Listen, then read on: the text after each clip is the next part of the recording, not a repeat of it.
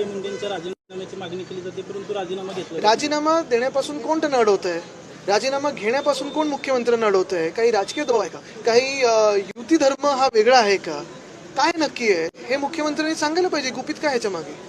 धनंजय मुंडे आणखी अडचणी सामोरं पाहायला मिळतात. कारण बघा काय तुम्हाला सांगू, हे सगळे अडचणी आपल्याला वाटतायत, हे मीडियामधून येत आहे, लोक बोलतायत, राजकीय स्तरावर चर्चा होते, पण राजीनामा काही घेतला जात नाहीये. म्हणजे मुख्यमंत्र्यांकडून पूर्ण संरक्षण आहे त्याला.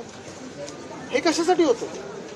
मध्ये असताना काही खरेदी केली कोर्टाने सुद्धा पाठवलेलं पाहायला मिळते, आव्हान मागितलेलं आहे. पण पुढे काही करणार नाही सरकार, कारण सरकार ज्यामध्ये बसलेलं आहे, ज्या बहुमताने ईव्हीएमचं जे सरकार आहे त्यांना संरक्षण देतं. आणि जेवढे भ्रष्ट मंत्री असतील त्यांना संरक्षण.